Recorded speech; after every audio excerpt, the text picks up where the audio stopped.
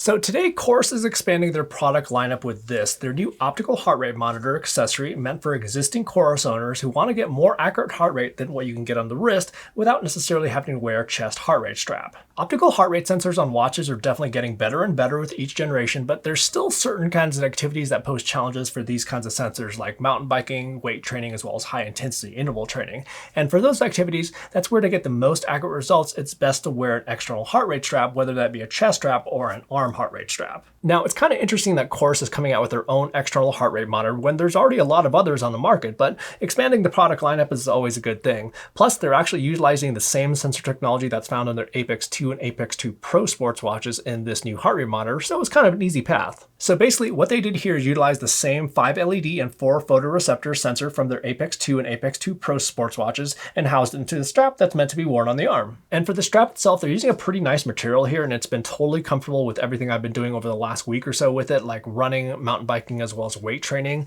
The color does seem like kind of an interesting choice though, where after a dirtier workout, like let's say mountain biking or trail running, it doesn't look all that appealing, but it does seem to be pretty resistant to stains. I've only been using it for about a week or so though, so only time will tell there, but what I guess I'd say is that I would prefer a darker color, but that's just something as easy as a new fabric. And then it's also super quick to adjust for size, and then they also have a Velcro closure here if you'd just kind of like rather remove it completely if you don't want to actually have to like slip it over your hand. And the Velcro, by the way, on this is awesome. Like, it is crazy strong. So there's going to be very little chance of it actually coming undone, which I can't necessarily say is the same on the Polar Verity Sense, where they don't use as strong a Velcro. I do think that the material is just slightly nicer though on the Polar Verity Sense, where it's just a little bit softer, I think, but still, it's not like this is uncomfortable at all. It works great. Oh, and then another thing that's kind of nice about this whole situation is that the entire strap and sensor, it's really low profile and it lays flat, so there's very little chance of it flipping over. And this is going to be kind of one of the best places to wear it is on the bicep.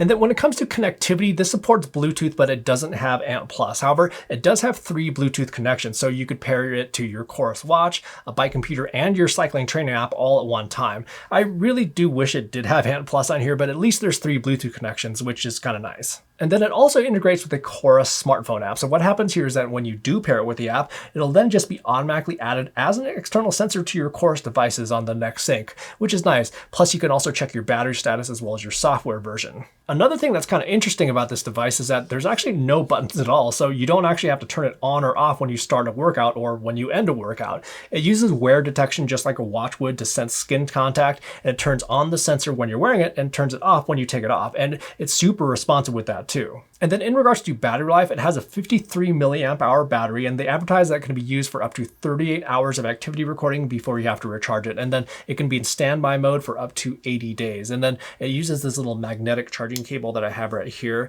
But in regards to if those battery claims actually hold up, so I've used it to record about 14 hours of activity since I had it charged to full, and I have about 51% remaining right now. So it may not quite reach that 38-hour mark, but I also have been playing around with it quite a bit, even when I'm not recording workouts. Still though, that's not too shabby, and it does put it close to some of its competitors. Now, specs, battery life, and comfort, that's all very important, of course, but we obviously need to talk about accuracy because that's really what this thing's all about. So starting out with something kind of easy here, here's a steady state treadmill run, and that's good to go. A little bit of a high reading right at the beginning, but after that, it settled in nicely. And then taking it outside for a run, again, quite good overall. It's a little shakier than the treadmill run, but still some good results here.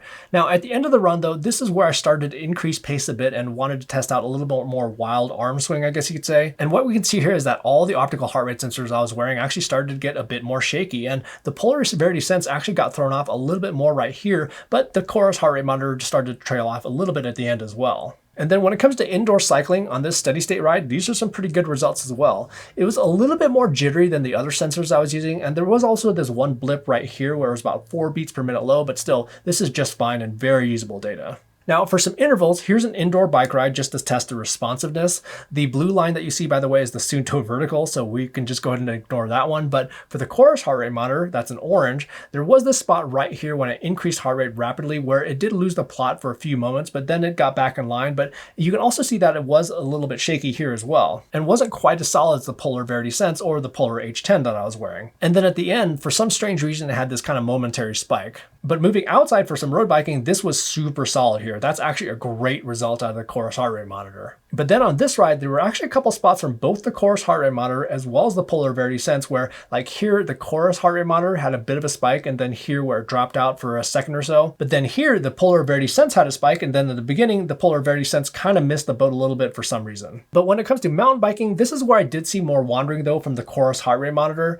The only place where I saw the Polar Verity Sense wander was right here at the beginning, but the COROS wasn't as consistent overall. So this portion right here is on the downhill section of the ride, and this is where the COROS really didn't handle this situation all that well. This is where all wrist-based optical heart rate sensors usually fall apart. Like the Apple Watch Ultra that's highlighted in blue actually kind of wandered a bit right here, but that's kind of typical. But I usually don't see that sort of behavior from optical heart rate sensor when it's worn on the arm. However, with weight training, the COROS heart rate monitor did a very good job here, where this is extremely good for this kind of activity.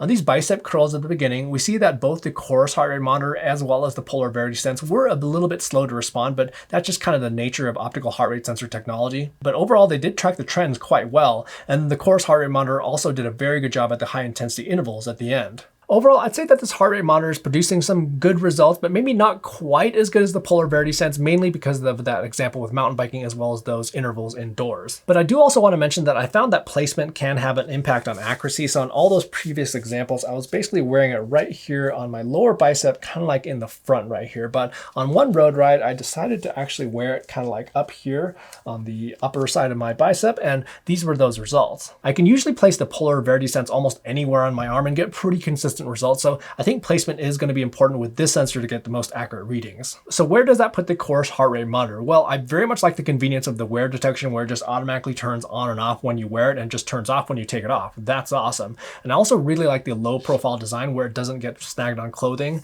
The accuracy seems to be in the ballpark of better than their wrist heart rate in most situations, but maybe not quite as good as a Polar Verity Sense, and certainly not quite as good as a chest heart rate monitor. Using a chest heart rate monitor will provide the best accuracy, but that's really what this is all about, is to provide an alternative if you don't want to wear a chest strap. But I do think that this is really more meant for current COROS users since it pairs with their existing COROS app and gets automatically added as an external accessory to their COROS devices. And they also priced it in a way that puts it right under Polar Verity Sense, so if you want to save like 10 or 20 bucks, you can go with this option. Now, what is kind of interesting though is that this does actually have the hardware built in to store offline heart rate data for, let's say, something like swimming, but that functionality doesn't exist at this time. So it could very much be like other COROS devices where they add more functionality in the future. But when it comes down to it, if you're considering something like this versus a Polar Verity Sense, well, this is $10 to $20 cheaper, which is no small amount of money, but the Polar Verity Sense does offer more features. But I do find the Polar Verity Sense to produce a bit more consistent results.